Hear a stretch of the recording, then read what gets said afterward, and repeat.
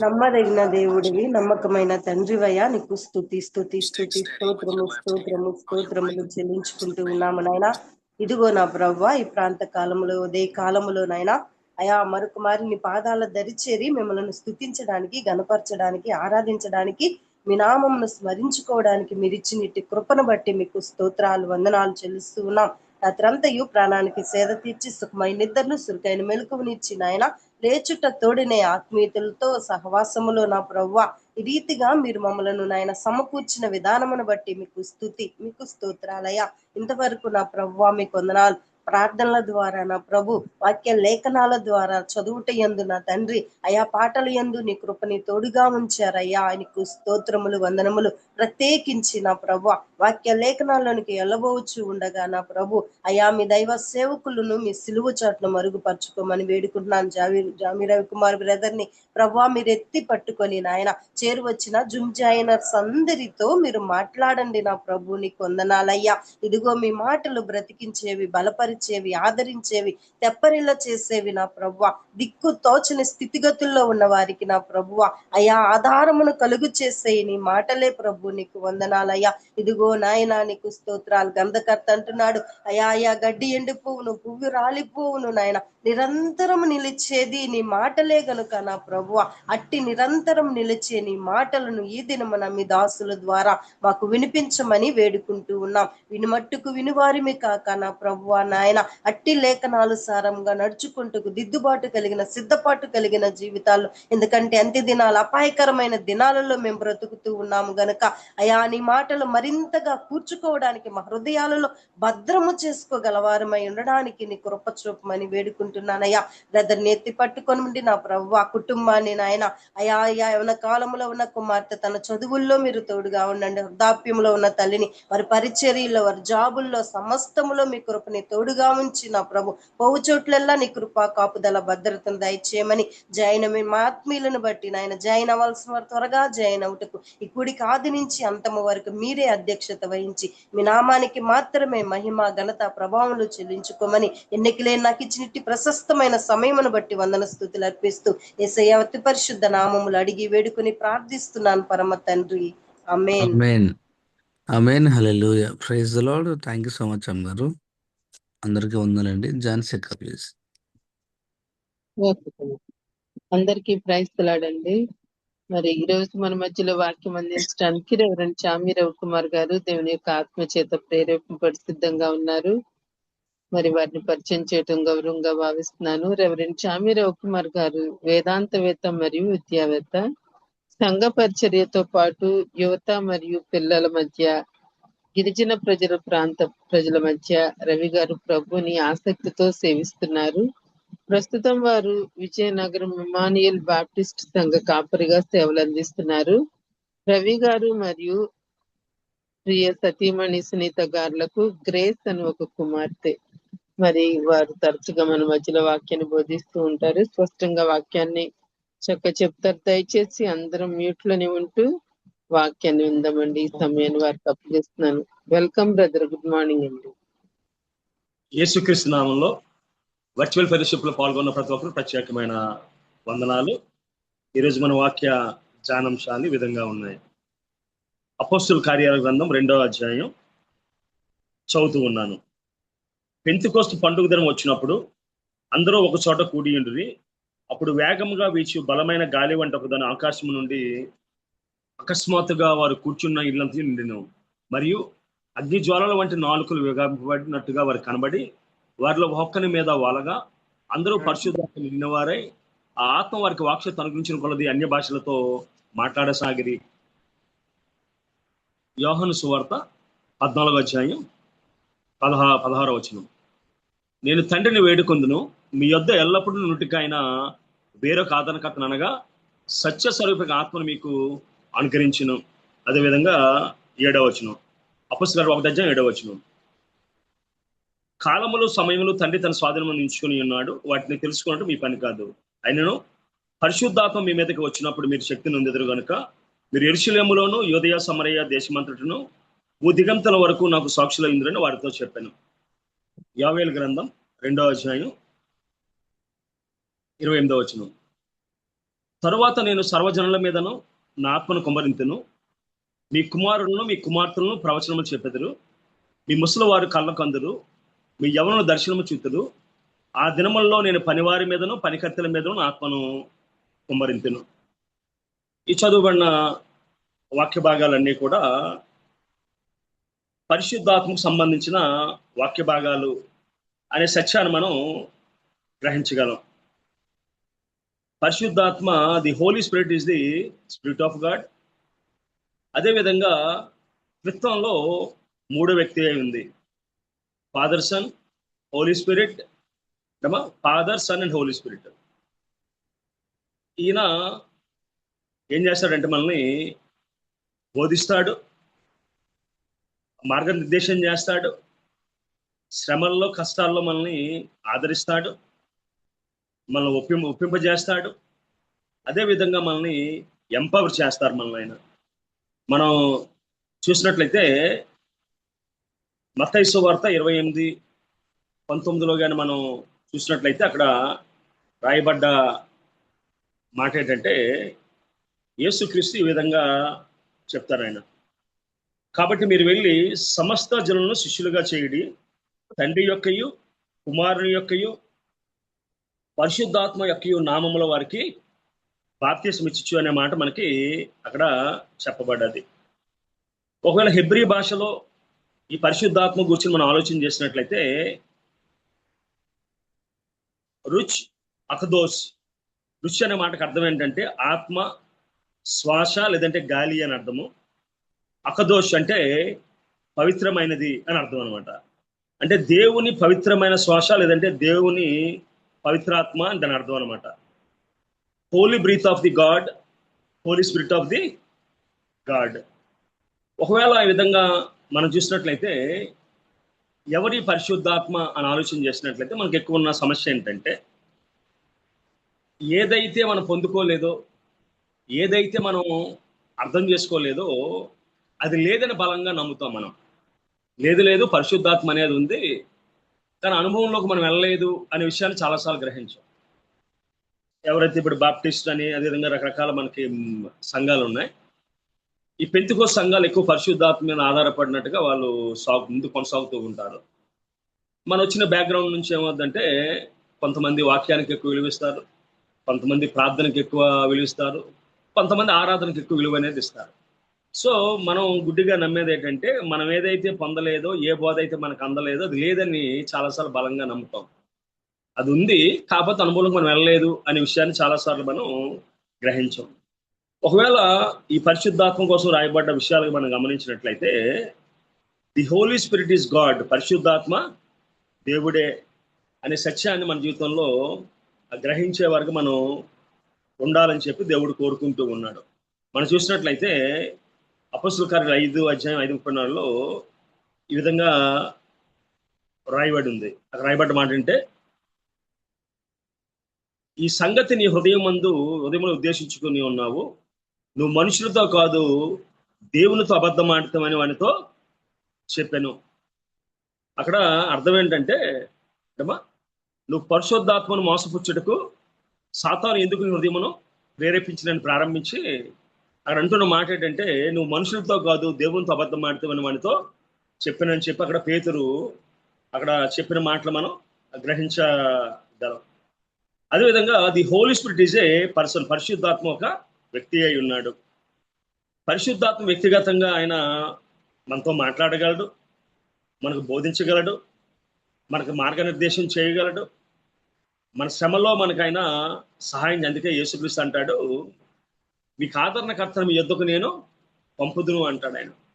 ఆదరణకర్త మనకి ఏం బోధించాలో విషయాలు అది బోధిస్తుంది అనే విషయాన్ని కూడా మనకి తెలియజేస్తాడు. ఒకవేళ యోహాను 14:26 చూసినట్టే ఆదరణకర్త అనగా తండ్రి నా నామమున పంపబోవు పరిశుద్ధాత్మ సమస్తము నీకు బోధించును, నేను మీతో చెప్పిన సంగతులన్నీ మీకు జ్ఞాపకము చేయను అని చెప్పి అక్కడ చెప్పుకొస్తూ ఉన్నాడు. అంతేకాకుండా బైబిల్లో మనకి బాగా వినబడే మాటలు ఏంటంటే ఒకటి పరిశుద్ధాత్మను ఆత్మను ఆర్పకుడని, పరిశుద్ధాత్మను దిక్కింపజేయకుడని.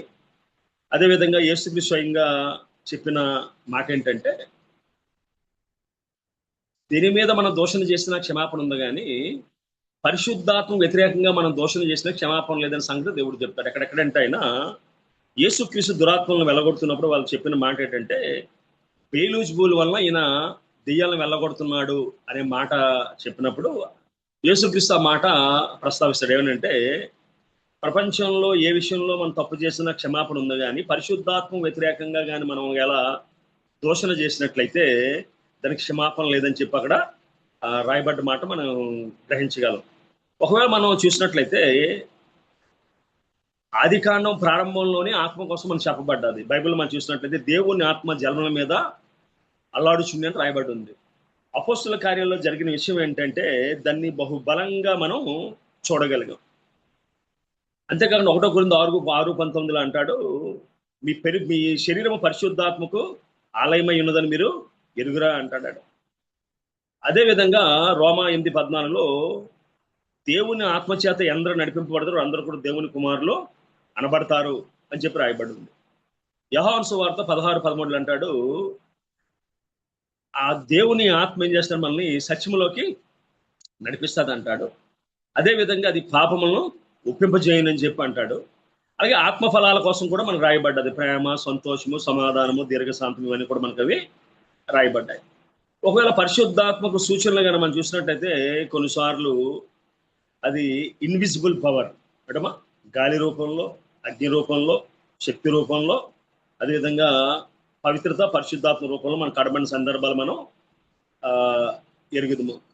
సో బైబిల్ మనం చెప్తుంది ఏంటంటే, Holy Spirit is a God, Holy Spirit is a person, he gives life, he lives in the believers, he teaches and guides and give a power and produces spiritual fruit.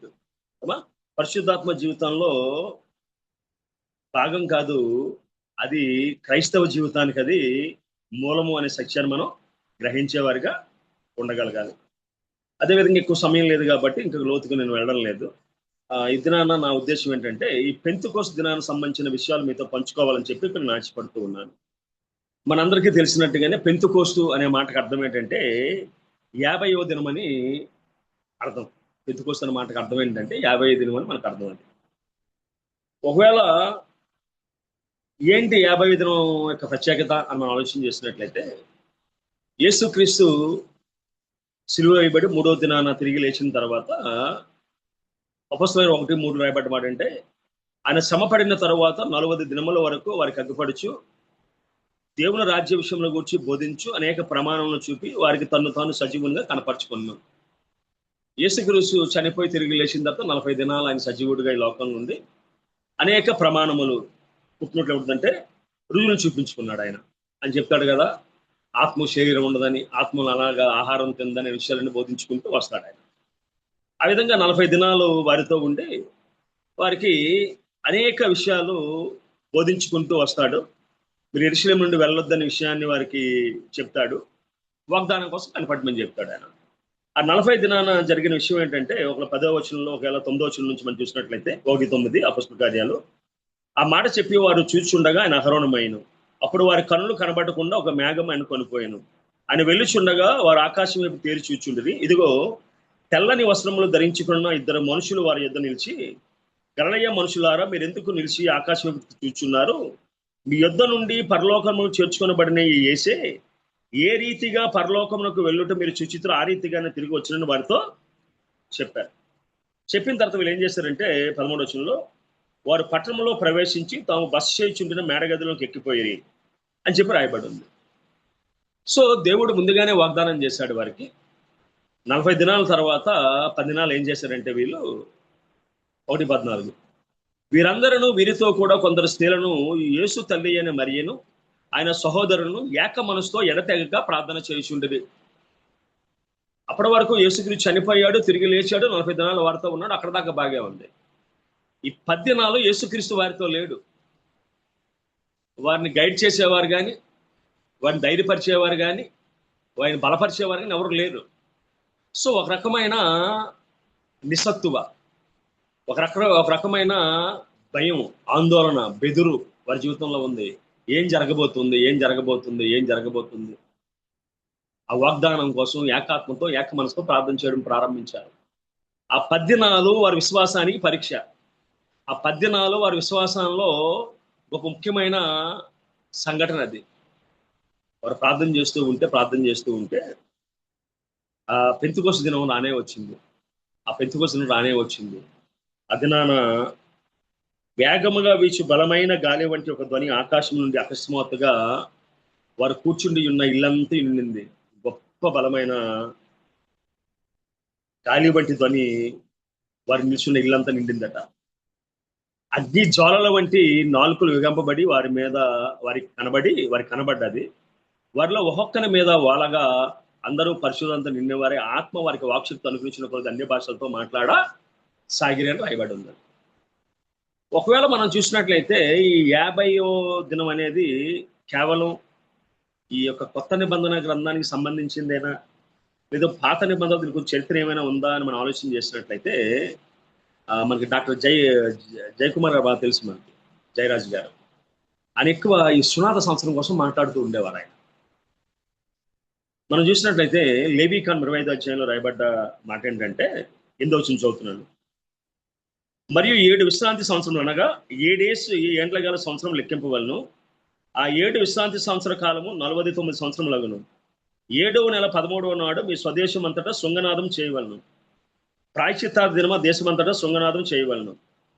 మీరు ఆ సంవత్సరమున అనగా 50 సంవత్సరమున పరిశుద్ధపరిచి ఆ దేశ నివాసులందరికీ విడుదల కలిగినదని చాటింపవలను. అది మీకు సునాదముగా ఉండును. సునాదం అనే మాటకి పుట్టినట్లు జాబిలని ఉంది. అప్పుడు మీలో ప్రతివాడు తన స్వాస్థ్యమును తిరిగి పొందవలను, ప్రతివాడు తన కుటుంబము తిరిగి రావలను. ఆ సంవత్సరం అనగా 50వ సంవత్సరమున మీకు సునాద కాలము. అందులో మీరు విత్తనము విత్తకూడదు, పారు పంట కొయ్యకూడదు, శుద్ధిపరిచి నీ ఫలవృక్షం పండ్లు ఏరుకొనకూడదు. అది సునాద కాలము, అది పరిశుద్ధ మగును. పొలము దాని అంటది అదే పండిన పంటను మీరు తినవలను. ఈ సునాద సంవత్సరం ప్రతి వాడు తన స్వాస్థ్యమును మరలా పొందవలని చెప్పి అక్కడ మనకి రాయబడి ఉంది. అంతేకాకుండా 19వ వచనంలో రాయబడ్డ మాట ఏంటంటే, మీరు మీ దేశంలో సురక్షితంగా నివసింపెదరు, మీ భూమి ఫలించును, మీరు తృప్తిగా భుజించి దానిలో సురక్షితంగా నివసించేద్దరు అని చెప్పి అక్కడ రాయబడి ఉందాము. సో ఇందులో జరిగే విషయం ఏంటంటే, ఒకవేళ ఎవరైనా అప్పున్నారా అంటమా, అప్పు తీర్చలేకపోయారు. కానీ ఏమవుతుందంటే సునాది సంవత్సరం అది 28వ వచనం అంటాడు, సునాద సంవత్సరం తొలగిపోయినప్పుడు తన స్వాస్థ్యమును మరలా పొందునని చెప్పి అన్నాడు. అదేవిధంగా ఒకవేళ ఏది తనఖా పెట్టినా, ఏది ఇబ్బంది పెట్టినా 34వ వచనమ్మ, వారు పట్టణములో ప్రాంత భూములను అమ్మకూడదు, అది వాటికి స్వాస్థ్యముగా ఇచ్చేదను.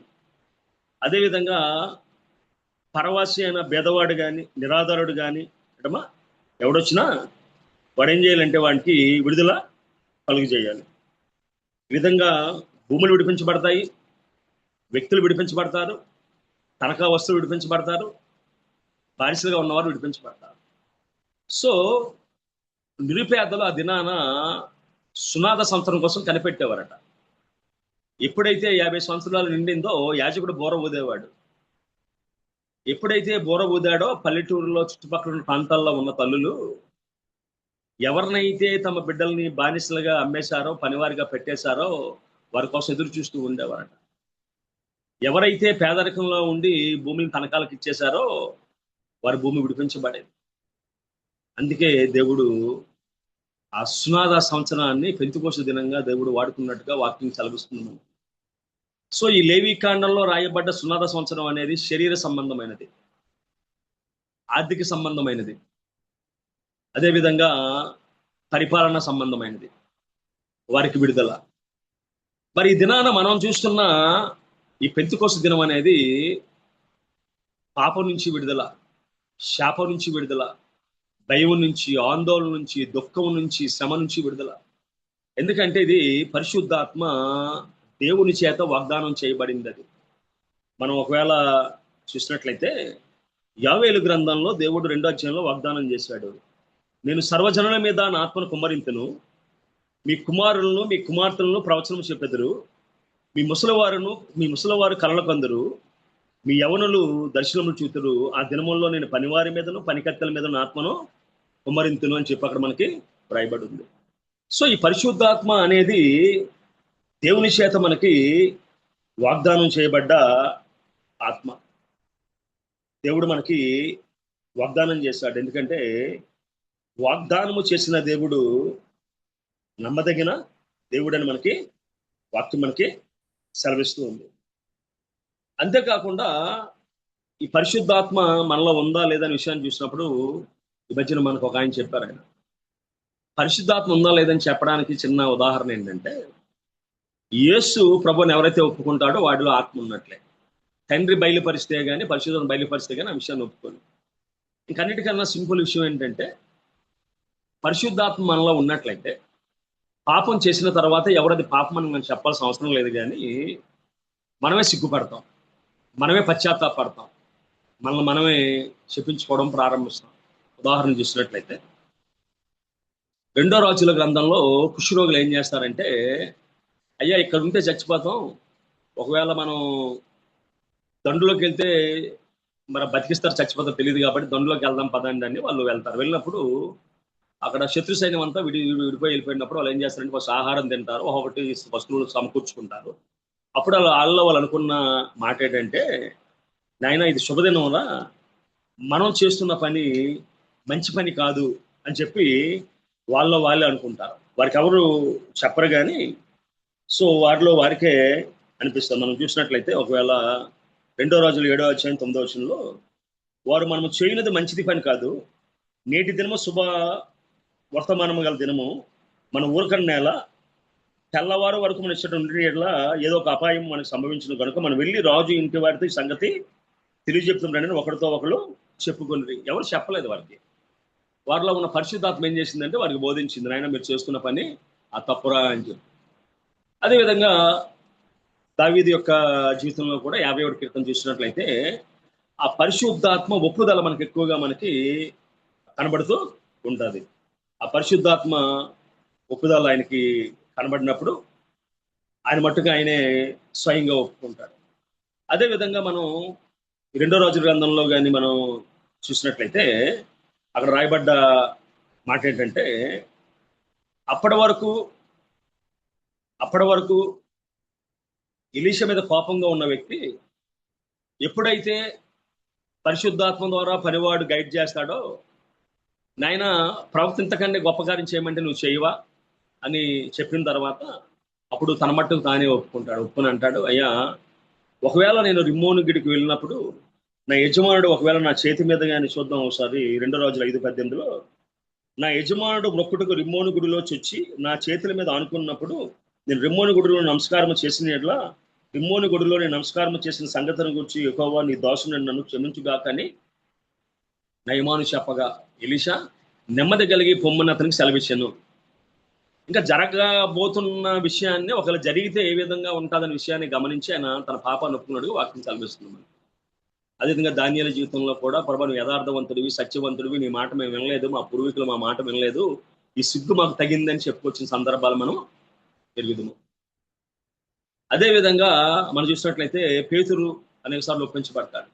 అదేవిధంగా పేతురు సాక్ష్యంలో మాటలు మనం గమనిస్తాం. ఎస్పెషల్లీ పౌలు గారి మాటల్లో కూడా, అయ్యా నీ దాసుడైన స్తెఫను చంపినప్పుడు నేను వారి వస్త్రాలకి కావలా ఉన్నానయ్యా, వారు హింసకుడును దోషకుడును హానికరుడు నన్ను తన సేవకు పిలిచిన దేవుడు నమ్మకస్తుడని చెప్పుకొస్తుంటాడు. సో పరిశుద్ధాత్మ మనలో ఉన్నదని చెప్పడానికి ముఖ్యమైన కారణం ఏంటంటే, ఒకటి మన పొరపాటు చేసినప్పుడు గద్దిస్తుంది, అది పొరపాటు చేసినప్పుడు నిజమైన పశ్చాత్తాపాన్ని మనకి అది కలిగిస్తుంది. ఆ విషయాన్ని మనం గమనించగలం. అంతేకాకుండా కొన్నిసార్లు శరీర సంబంధంగా కూడా తను అనుభవించగలం.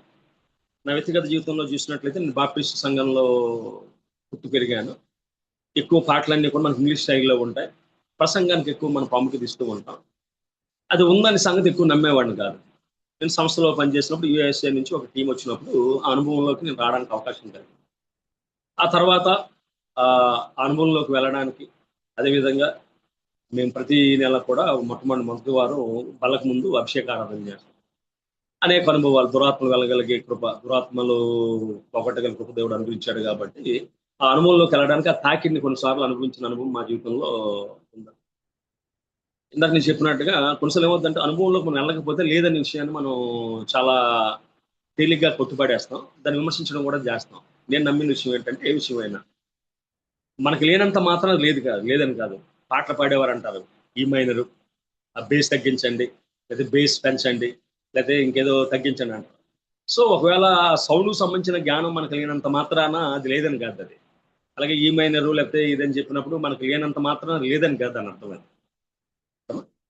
ఒకవేళ మనకు లేకపోతే పొందుకోవడానికి ప్రయత్నం చేయాలి తప్ప దాన్ని విమర్శించడానికో దీనికో మనం చేసిన వద్దంటే మన జీవితంలోనే కొన్ని విలువైన విషయాలను కోల్పోయే వారిగా మన జీవితంలో ఉంటాం. అంతేకాకుండా ఈ పరిశుద్ధాత్మ అనేది కేవలం అపోస్తుల కార్య గ్రంథంలోనే ప్రారంభం అవ్వలేదు. ఇది ఒక పాత నిబంధన గ్రంథంలో మనం చూసినట్లయితే ఇందాక మనం చెప్పుకున్నట్టుగా ఆదికాండం 1:2 దేవుని ఆత్మ జలాల మీద అల్లాడడం మనం గమనించగలుగుతూ ఉన్నాం. నిర్గమాకాండం 31:2-5 మనం చూసినట్లయితే నేను బెస్సాలేలుని దేవుని ఆత్మతో నింపితిని కాబట్టి ఆయన ఏం చేస్తాడంటే ఈ వెండి బంగారము వీటితో చేయవలసిన వస్తువులను ఆయన తయారు చేస్తాడు అనే విషయాన్ని దేవుడు చెప్పడం మనం గమనిస్తాం. మన నిర్గమాకాండం 31:2-5 కానీ మనం చూసినట్లయితే దేవుడు అంటున్నాడు, దేవుడు మోషేకి ఆజ్ఞాపించాడు, ప్రభా మరి ఇవన్నీ ఎలా చేస్తాం మేము అని మోషే భయపడుతున్నప్పుడు దేవుడు చెప్పిన వాగ్దానం ఏంటంటే అక్కడ అంటాడు ఆయన 2-5 అంటాడు ఆయన, మొత్తం చదవను కానీ, జ్ఞాన విద్య వివేకములు సమస్తమైన పనులు నేర్పును వాని కలుగునట్లుగా వానిని దేవుని ఆత్మపూర్ణిగా చేసి ఉన్నాను అంటాడు ఆయన. బెస్సాలేలుని దేవుడు ఆత్మపూర్ణిగా చేశాడట. అదేవిధంగా మనం చూసినట్లయితే సంఖ్యాకాండం 11:25 కానీ ఒకవేళ మనం చూసినట్లయితే దేవుడట ఆ 75 మందిని కూడా దేవుడు ఆత్మతో నింపినట్టుగా మనకి కనబడుతూ ఉంది. ఇవాళ నిర్గమాకాండం 11:25 కానీ మనం చూసినట్లయితే ఆ మాట అక్కడ మనకి కనబడుతూ ఉంటుంది. యెహోవా మేఘములు దిగి అతనితో మాట్లాడి అతని మీదకి వచ్చిన ఆత్మలో పాలు ఆ 70 మంది పెద్దల మీద ఉంచిన కావున ఆ ఆత్మ వారి మీద నిలిచి ఉన్నప్పుడు వారు ప్రవచించారు కానీ మరలా వారు ప్రవచింపలేదని రాయబడి ఉంది. సో ఈ విధంగా చూసినట్లయితే యెహోవా ఆత్మ గిద్యోనును ఆవరించిందని చెప్పి మనకి న్యాయాధిపతుల గ్రంథంలో రాయబడి ఉంది. అదేవిధంగా యెహోవా ఆత్మ అతని బలం మీద బలం వచ్చి మనం చూసినట్లయితే ఒక సంవత్సరం కోసం రాయబడ్డ మాట ఏంటంటే న్యాయాధిపతి 14:6 యెహోవా ఆత్మ బలం మీదుగా బలంగా వచ్చిన మాట అక్కడ మనకి రాయబడి ఉంది. అదేవిధంగా మనం చూసినట్లయితే 16-13 1 సమూయేలు ఆ దినం మొదలుకొని యెహోవా ఆత్మ దావీదు మీద బలముగా వచ్చిందని రాయబడి ఉంది. అదేవిధంగా దావీదు ప్రార్థన చేసి అంటాడు 51:11 నీ పరిశుద్ధాత్మ ఎద్దు నుండి మీరు తీసివేయొద్దు అంటాడు. ఈ విధంగా చూసినట్లు అనేక విషయాలు ఉన్నాయి. ప్రస్తుతం మనకు అది అప్రస్తుతం కాబట్టి మనం కొంచెం ముందుకు సాగిపోవడానికి ప్రయత్నం చేద్దాం. అంటే పాత నిబంధనలో పరిశుద్ధాత్మ ప్రజల మీదకి కొత్త నిబంధన గ్రంథంలో అది నివసించినట్టుగా, పాత నిబంధన గ్రంథంలో పరిశుద్ధాత్మ ప్రజల మీదకి వచ్చినట్టుగా, కొత్త నిబంధనలో విశ్వాసులు అది నివసించినట్టుగా మనం గమనించగలం. అది అంతేకాకుండా పాత నిబంధన గ్రంథంలో వ్యక్తుల మీదకి వచ్చింది. కొత్త నిబంధన గ్రంథంలో చూసినట్లయితే అనేక మంది మీదకి ఒకేసారి కుమ్మరించబడ్డట్టుగా వాక్యం మనకి సెలవిస్తున్నారు. 120 మంది మీద కుమ్మరించబడ్డ పరిశుద్ధాత్మ, అదేవిధంగా కొర్నేలి యొక్క గృహంలో పేతురు మాట్లాడుతుండగా కుమ్మరించబడ్డ ఆ పరిశుద్ధాత్మను మనం ఎదుగుదాము. ఈ పరిశుద్ధాత్మ చేసిన కార్యాలను ఒకవేళ మనం గమనించినట్లయితే ఎందుకు పెంతెకోస్తు దినానికి క్రైస్తవ సమాజంలో అంత గుర్తింపు గౌరవ విషయాన్ని కానీ గమనించినట్లయితే ఆ రోజు జరిగిన విషయం ఏంటంటే సుమారుగా 15 దేశాల వారు 15 భాషల్లో వారు మాట్లాడడం విన్నారు. వాళ్ళు అన్య భాషలతో మాట్లాడసాగిరి. 8వ వచనంలో అంటాడు 2:8 అపొస్తలుల కార్యాలు, మనలో ప్రతివాడు తాను పుట్టిన దేశపు భాషలో వీరు మాట్లాడటం మనము వినిచున్నామే, ఇదేమి. అక్కడ పార్థేయులు, మాదీయులు, ఏలామీయులు, మెసొపొతేమియులు, యూదులు, కప్పదోకి చాలా మంది సుమారుగా ఒక 15 దేశాలకు చెందిన వారు. వీరికేమొచ్చి వీరు వృత్తికి ఎక్కువ మంది చేపల వారు సర్వసాధారణంగా అరబిక్ భాష మాట్లాడేవారు. అదేవిధంగా మహా అయితే ఎబ్రి భాష మాట్లాడేవారు. వీరు ఒక్క భాషలో మాట్లాడితే ఆ 15 దేశాల వారు without translation they clearly hearing the great works of the God. మనం చూసినట్లు అక్కడ రాయబడ్డ మాట ఏంటంటే అక్కడ అంటారు వాళ్ళు 11వ వచనంలో అంటారు, వీరు మన భాషల్లో దేవుని గొప్ప కార్యములు వివరించుట వినిచున్నామని చెప్పుకున్నది. అందరూ విభ్రాంతి నుండి ఎటు తోచగా ఇది ఏమగురని ఒకరితో ఒకరు చెప్పుకున్నది. కొన్నిసార్లు ఎక్కువ మంది భాషలతో మాట్లాడుతూ మనకు అర్థం కాదు.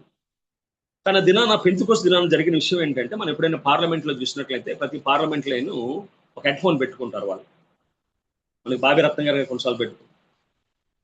సో హెడ్ ఫోన్లో జరిగే విషయం ఏంటంటే, వాళ్ళు అడుగుతారు మొట్టమొదట, ఎందుకంటే మనం భారతదేశంలో సుమారు 6,000 భాషలు ఉన్నాయి. రాజ్యాంగం గుర్తించిన భాషలు 22 పైగా ఉన్నాయి. ఆ భాషల్లో వారు ఏం చేస్తారంటే, వారు నచ్చిన భాషలో వచ్చిన భాషలో మాట్లాడతారు. ఎందుకంటే ఎక్కువ మంది పార్లమెంట్ బాగా చదువుకున్నవారు కాదు కాబట్టి. కొంతమంది చదువుకున్నవారు, కొంత చదువు లేనివారు. సో ఇంగ్లీష్ మాట్లాడితే వీళ్ళు తెలుగులో ట్రాన్స్లేట్ చేస్తారు, ఇంగ్లీష్లో మాట్లాడితే మలయాళం. అందుకని అడుగుతారు వాళ్ళు, అయ్యా విచ్ లాంగ్వేజ్ ప్రిఫర్ అని చెప్పి.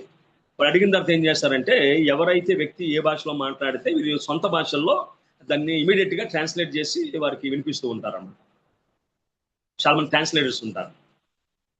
కానీ ఇక్కడ జరిగిన విషయం ఏంటంటే, వారు మాట్లాడింది అరమిక్ భాష అనుకుందాం, కానీ ఎవరి దేశ భాషల్లో వారికి చాలా స్పష్టంగా వాక్యం వినడం గ్రహిస్తూ ఉన్నారు. సో పరిశుద్ధాత్మ మనకు వచ్చినప్పుడు మనం ఎలా చెప్పినా అవతల వారికి వాక్యం అర్థమయ్యేటట్టుగా ఆ వాక్యాన్ని గ్రహించే వారికి ఉంటాం. ఈ మధ్యన కొన్నిసార్లు ఇతర దేశాల వారు, ఫిలిప్పైన్స్ కొంత దేశాల్లో జరుగుతున్న లీడర్షిప్ ట్రైనింగ్స్ పాల్గొంటూ ఉన్నాను నేను. వాళ్ళు తెలుగు హ్యాపీగా మాట్లాడుతారు. కారణం ఏంటంటే, మనం తెలుగులో మాట్లాడితే ఇంగ్లీష్లో వారికి ఏమవుతుందంటే కిందన ఏఈ ద్వారా ఆ పదాలు వస్తూ ఉంటాయి వారికి. ఇప్పుడు సులువు అయిపోయింది ఇప్పుడు అది. కానీ అప్పుడు ఏం జరగలేదు. అంటే మానవ సంబంధమైన ప్రయత్నాలు ఏమి అందులో లేవు, కేవలం దేవుని సంబంధమైన ప్రయత్నాలు తప్ప. సో పరిశుద్ధాత్మే ఆ వాక్యాన్ని తర్జుమా చేసి ఎవరికి వారు స్వచ్ఛంగా వినమన్నట్టుగా చేసింది. So that is the first thing. ఆ పెంతెకోస్తు దినాన్ని జరిగిన విషయాన్ని కనుక గమనించినట్లయితే, ఈ దినాన్ని కూడా చదువురాని సేవకుడు చెప్పిన ఆ యొక్క వాక్యం సులువుగా అర్థమవుతుంది. కొన్నిసార్లు నా వ్యక్తిగత జీవితంలో కొంతమంది విశ్వాసులు చేసిన ప్రార్థనలు తాకిన సందర్భాలు ఉన్నాయి. మా చర్చిలో కాబట్టి ప్రార్థన చేసి, ప్రభువా నీ ఉమ్ములో స్వస్థత ఉందయ్యా, నువ్వు ఉమ్మేస్తే ఆ ఉమ్ములో స్వస్థత వచ్చింది. ఇంకోటి ప్రార్థన చేసి అంటది, ప్రభువా నువ్వు గద్దిస్తే పేతురు అత్త జ్వరం పోయిందయ్యా. సో పరిశుద్ధాత్మ ఏం చేస్తుంటే మా చిన్న చిన్న పదాలు ఒక ప్రసంగంగా మారిన సందర్భాలు ఉన్నాయి. అదేవిధంగా మనకి పరామర్శించెను అనే మాట ఉంటుంది మంచి సమ్రాడే కథలో. అంటే మన పరిశుద్ధాత్మ తాకిడిలో, పరిశుద్ధాత్మ ఆధీనంలో, స్వాధీనంలో ఉంటే ఒక్క చిన్న మాట చాలు గొప్ప అర్థాన్ని మనకి అది ఇస్తుంది. ఉదాహరణ చూసినట్లయితే, యేసుక్రీస్తు చెప్పిన మాట, అమ్మ నీ పెనిమిట తీసుకురావా అన్న చిన్న మాట సరిపోయిందట సమరయ స్త్రీకి. తన పాప రోత జీవితాన్ని విడిచిపెట్టి, తన కొండను విడిచిపెట్టి ఊరిలోకి వెళ్ళి, నేను చేసినవన్నీ నాతో చెప్పిన వాడిని చూడరండి అని చెప్పడానికి ఆ చిన్న మాట సరిపోయిందట. జక్కయ్య త్వరగా దిగిరా అన్న చిన్న మాట, అందులో పెద్ద ప్రసంగాలు లేవు, బైబిల్ కోర్స్ లేవు, అదేవిధంగా ప్రవక్తల జీవితాలు లేవు. ఆ చిన్న మాట సరిపోయిందట. సో మన వ్యక్తిగత జీవితాల్లో ఇతరులు చెప్పిన మనకి మాట, చిన్న మాట మనకు ఎంతో స్పష్టంగా అర్థం కావాలన్నా, మనం చెప్పే మాటలు ఇతరులకి స్పష్టంగా అర్థం కావాలన్నా చాలా అద్భుతంగా ఉంటుంది. కొన్నిసార్లు మనం చేసిన ప్రసంగాలు మనకు జ్ఞాపకం ఉండడం, కానీ కొంతమంది మన సిస్టర్లు చెప్తూ ఉంటారు, అయ్యా పలానా సేవకుడి విధంగా చెప్పిన మాట హృదయాన్ని తాకింది. మరి ఎప్పుడైతే పరిశుద్ధాత్మ స్వాధీనంలో మనం ఉంటామో ఆధీనంలో మనం ఉంటాం. బైబిల్లో మంచి మాట ఉంది, ఆశ గల ప్రాణాన్ని తృప్తిపరిచే దేవుడు ఆయన. మనం చూసినట్లయితే ఎలీషా అంటాడు, ఆమె మనోదుఃఖంతో నిండుంది, ఆమె శ్రమలో ఉంది, బాధలో ఇబ్బందులు ఉంది, ఎందుకో దేవుడి విషయాన్ని నాకు మరుగుపరిచాడు అంటాడు ఆయన. ఆ విధంగా ఏమవుద్దంటమ్మా, ఏ హృదయానికి ఏ వాక్యం అవసరమో. ఎందుకంటే కొన్నిసార్లు మనం సిద్ధపడే వాక్యం వేరు, మనం చెప్పే వాక్యం వేరు. మనం ఏదైతే బాగా ఇంపార్టెంట్ అనుకున్నామో ఆ విషయాలు మర్చిపోవచ్చు. మనం ఏదైతే ఇంపార్టెంట్ కాదనుకున్నామో ఆ సమయానికి దేవుడు ఆ వాక్యాన్ని ఒక స్పార్క్లో మనకి ఇవ్వచ్చు. సో పరిశుద్ధాత్మ స్వాధీనంలో ఉంటే ఏమవుద్దంటే, ఇతరులు చెప్పిన మాటలు మనకు అర్థం అవుద్ది, మనం చెప్పిన మాటలు వారికి చాలా స్పష్టంగా అవి అర్థమవుద్ది. ఆ విధంగా అర్థమయ్యాయి కాబట్టి దినాన్ని సేవలో ఉండగలిగాం మనం. వీటి వల్ల విశ్వాసము కలను, వీటి క్రీస్తు కూర్చున్న మాట వలన కలిగిన మాట మనకి చాలా స్పష్టంగా మనకి రాయబడిన సందర్భాలు గ్రహించగలం. సో మొట్టమొదటి జరిగిన కార్యం ఏంటంటే, పరిశుద్ధాత్మ చెప్పిన మాటలు అందరికీ స్పష్టంగా అర్థమయ్యాయి. మనం చూసినట్లయితే వారి భాష, మీరు గల్లీయరు కాదా అంటారు. పౌలు నేను యేసుక్రీస్తు లేనంటే నీ మాట నీ మీద నేరం మోపుతుంది అంటాడు. సో ఒక ఓడిపోయిన జీవితంలో 2 సందర్భాల్లో పేతురు చేపలు పట్టిన సందర్భాలు మనకి కనబడతాయి. మనకి ఆ సందర్భాలు మనకి కనబడతాయి. మనకి ఆ విధంగా కానీ ఒకవేళ మనం చూసినట్లయితే 2 సందర్భాలు కనబడతాయి మనకి. ఆ సందర్భాలు 2 సందర్భాలు లోకాసువార్త 5వ అధ్యాయంలో రాత్రి అంతా చంపడం అయ్యా ఒక చేప దొరకలేదు అంటాడు. అలాగే యోహాను 21లో కూడా అదే పరిస్థితి. సో ఒక ఓడిపోయిన వ్యక్తి, భాష సరిగ్గా లేని వ్యక్తి మాట్లాడితే 3000 మందికి అర్థమైపోయిందంట. ఒకవేళ కొత్త నిబంధన గ్రంథం మీద ఒకవేళ పౌలు గారు పట్టుండొచ్చు, యేసుక్రీస్తు ఉన్నాడు కాబట్టి. కానీ పాత నిబంధన గ్రంథంలో యోవేలు ప్రవక్త చెప్పిన వచనాన్ని ఎత్తి ఎంత స్పష్టంగా పాత నిబంధన గ్రంథం అంతా వివరించి ఆ మెస్సయ్య క్రీస్తు అని చెప్పగలిగాడంటే అది పరిశుద్ధాత్మ కుమ్మరింపు తప్ప, పరిశుద్ధాత్మ నడిపింపు తప్ప, పరిశుద్ధాత్మ స్వాధీనం తప్ప రెండోది కాదని సత్యాన్ని గ్రహించగలం. అని అంటాడు, మరణమైన బంధించి ఉండుట అసాధ్యం అంటాడు. దానికి తగ్గ వచనాన్ని ఏమంటాడంటే, ప్రభువా నీ దాసుని ఎముకలు కుళ్ళు పట్టనివ్వు అంటాడు, నువ్వు పాతాలను విడిచిపెట్టవు అంటాడు ఆయన. ఒక 3000 మందికి అర్థమయ్యే వాళ్ళు అంటారు 37వ వచనంలో, ఆ మాట విని హృదయంలో నొచ్చుకొని సహోదరులారా మేమేమి చేద్దామని పేతురుని ఇక్కడ పంపిస్తున్నాం అడగ్గా 37 పుట్టినోట్లో ఉంటుంది. వారు పొడవబడిన వారై, పెద్ద చదువు లేని వ్యక్తి, విద్య లేని పామనుడు, పిరికివాడు మాట్లాడితే 3000 మందికి వాక్యం చాలా స్పష్టంగా వినబడి హృదయాల్లో బొచ్చబడ్డది. అడుగుతున్నారు, అయ్యా మమ్మల్ని ఏం చేయమని అన్నప్పుడు ఆయన ఏం చెప్పాడంటే, మీరు మారు మనసు పొంది పాపక్షమాపణ నిమిత్తము ప్రతివాడు యేసుక్రీస్తు నామమున బాప్తిసం పొందుడి, అప్పుడు మీరు పరిశుద్ధాత్మను వరము పొందుదురు అని చెప్పి రావడం ప్రారంభించాడు ఆయన. పేతురు గారు ఒకసారి మాట్లాడితే 3000 మంది, ఒకసారి మాట్లాడితే 4:4లో చూసినట్లయితే వాక్యం విన్న వారు అనేకులు నమ్మిరి, వారిలో పురుషుల సంఖ్య ఇంచుమించు 5000 మంది.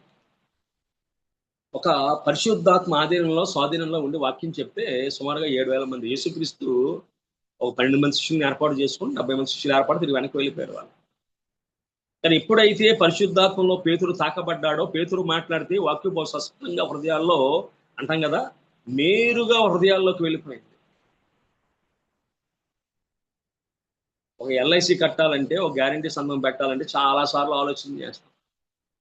అటువంటిది వారి జాతిని, కులాన్ని, మతాన్ని విడిచిపెట్టి దేవునిలోకి ప్రజలు వస్తున్నారంటే ఆ పరిశుద్ధాత్మ ఎంత బలంగా హృదయాల నుంచి చొచ్చుకెళ్ళిపోతుందో, తాగుతుందో మనం చెప్పలేము. దానికి ఈ 2 సందర్భాలు చక్కని ఉదాహరణలు. అంతేకాకుండా మనం చూసినట్లయితే పేతురు పిరికివాడు. అయ్యా నువ్వు యేసుక్రీస్తుతో కూడా ఉన్నావంటే యేసుక్రీస్తు ఎవరో నాకు తెలియదని శాపం పెట్టుకున్నవాడు. దానికోసం రాయబడ్డ మాటగానే మనం చూసినట్లయితే 4వ అధ్యాయం 4వ వచనంలో అపొస్తలుల కార్యాలు, వారు పేతురు యోహానుల ధైర్యం చూచినప్పుడు వారి విద్య లేని పామరులని గ్రహించి ఆశ్చర్యపడి వారు యేసుతో కూడా ఉండిన వారిని గుర్తెరిగిరి. వారు విద్య లేని పామరులు దినాన్ని ధైర్యంగా వాళ్ళు ఉన్నట్టుగా మనకి కనబడుతూ ఉంది ఎడమా. అంతేకాకుండా మనం చూసినట్లయితే లూకాసు 24వ అధ్యాయం 36-37 వచనాల్లో మనం చూసినట్లయితే, మీకు సమాధానం అవును గాకని వారితో ఆయన, అయితే వారు దిగులు పడి భయక్రాంతులై భూతము తమ కనబడినని తలంచిరి. అప్పుడు ఆయన, మీరు ఎందుకు కలవరపడుచున్నారు, హృదయం సందేహము పుట్టనేలా. వారి జీవితంలో గొప్ప భయంతో వాళ్ళు ఉన్నారు, తలుపులు వేసుకున్నారు, ఎక్కడో మేడగదిలో వాళ్ళు ఉన్నారు, స్వార్థ లేదు, ప్రార్థన లాగిపోయాయి, ఇతరులతో పెద్ద పరిచయం లేదు. ఎవరైతే వారికి నిలవైన వారో వారితో కలిసి పనిచేస్తున్న వారు దినాన్ని బయటకు వచ్చి, నాకు బాగా నచ్చిన మాట అది అక్కడ రాయబడి ఉంటుంది. అక్కడ అపొస్తలుల 2వ అధ్యాయంలో,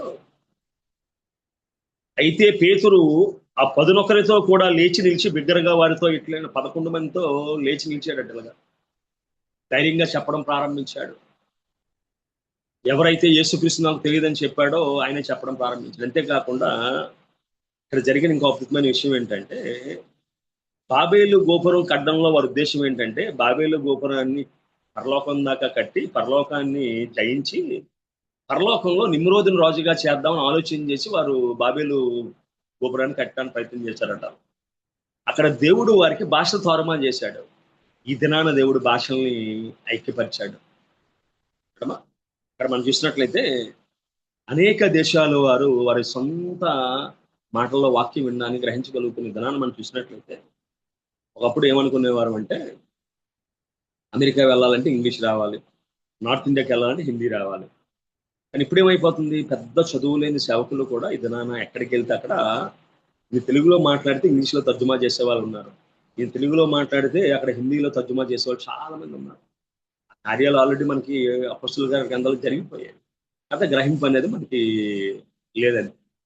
సో ఇక్కడ మనం చూసినట్లయితే దేవుడు ఏం చేశాడంటే బాబేలులో చెదిరిపోయిన భాషలన్నీ మనం ఐక్యం చేసి వారిని ఒకే భాష చేశాడు. దినాన మనం చూసినట్లయితే అనేక మంది దేవుని యొక్క రకరకాల భాషల్లో ఉన్న వ్యక్తులు మాట్లాడుతుంటే వాక్యం చాలా స్పష్టంగా మనకి వినబడుతుంది. మనకి దినాన అనేక మంది ఫారెన్ నుంచి ఇంగ్లీష్లో చెప్పుకుంటే మన తెలుగులో తర్జుమా జరుగుతుంది.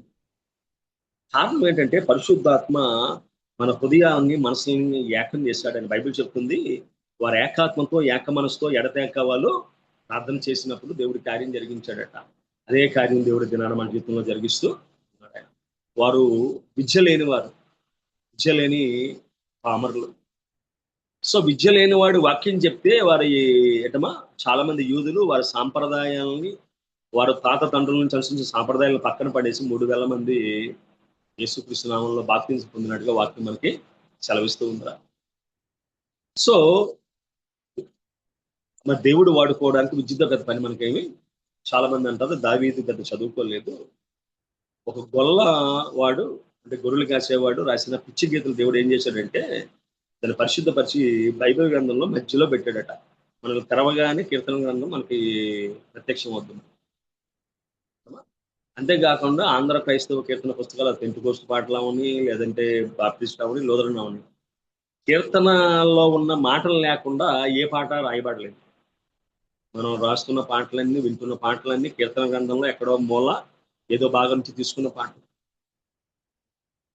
సో పరిశుద్ధాత్మ నడిపింపుతో అద్భుతమైన కీర్తనలు దావీదు రాశాడు. ఆయన నాన్న కీర్తనల మీద రీసెర్చ్ చేస్తున్న వారు చాలా మంది ఉన్నారు. ఏం చదువుకున్నాడు దావీదు? అన్నలు వీడి దానికి పనికిరాడని గొర్రెలు కాడని పంపించేస్తే దేవుని పట్ల కొన్ని అభిప్రాయాలను కీర్తన రూపంలో మార్చి దేవుడు మనకి బైబిల్లో మంచి భాగంలో పెట్టినట్టుగా వాక్యం మనకి సెలవిస్తూ. అందుకే ఉత్తర పశ్చిమలు ఎక్కువ ఏం చేస్తామంటే ప్రతి సంఘంలో కూడా కీర్తన గ్రంథం చదువుతూ ఉంటాం. మన దేవుని కృప మన వ్యక్తిగత జీవితంలో ఏదున్నా సరే. అంతేకాకుండా చూసినట్లయితే ఒకప్పుడు యేసుక్రీస్తు ఎవరో తెలియదని చెప్పిన పేతురు అంటున్నాడు. చూద్దాం ఒకసారి 3వ అధ్యాయం 3వ వచనంలో మోస్తగారు, మీరు జీవాధిపతిని చంపిద్దరు కానీ దేవుడు ఆయన మృతుల్లోకి లేపని అందుకు మేము సాక్షులు అంటున్నాడు ఆయన. అంతేగా మరి కొంచెం ముందుకెళ్ళినట్లయితే 4వ అధ్యాయం 18వ వచనంలో, అప్పుడు వారిని పిలిపించి వారు యేసునామమును బట్టి ఎంత మాత్రం మాట్లాడకూడదు, బోధింపకూడదని వారికి ఆజ్ఞాపించింది. అందుకు పేతురును యోహాను వారిని చూచి, దేవుని మాట వినుడి కంటే మీ మాట వింటే దేవుని దృష్టికి న్యాయమా? మీరే చెప్పుడు, మేము కన్న వాటిని విన్న వాటిని చెప్పక ఉండలేమని వారికి ఉత్తరం ఇచ్చింది. అయ్యా మేము దేవుని మాట వింటాం, మనుషుల మాట మేము వినమని చెప్పి ధైర్యంగా చెప్పారు. అంతేకాకుండా ఒక అడుగు ముందుకెళ్ళి అంటాడు ఇంకా 10వ వచనంలో, మీరందరూ ఇశ్రాయేలు ప్రజలందరూ తెలుసుకోవలసినది ఏమనగా, మీరు సిలువ వేసినట్టు మృతుల నుండి దేవుడు లేపినట్టు నజరేయుడైన యేసుక్రీస్తు నామమున వీడు స్వస్థత పొంది మీ ఎదురు నిలిచి ఉన్నాడు. ఇల్లు కట్టువారని మీరు ధృవీకరించిన రాయి ఈయనే, ఈ రాయి మూలకు తలరాయి అయ్యను. మరి ఎవరి వలన రక్షణ కలగదు, ఈ నామంలోనే మనం రక్షణ పొందవలన కానీ ఆకాశం కింద మనుషులు ఇవ్వబడి మరి ఏ నామంలో రక్షణ పొందమని అని రాయబడి ఉన్నారు. ప్రపంచానికి మనకి ఉన్న తగు ఎక్కడంటే యేసుక్రీస్తు దేవుడిలో ఒకడంటే పెద్ద సమస్య లేదు వారికి.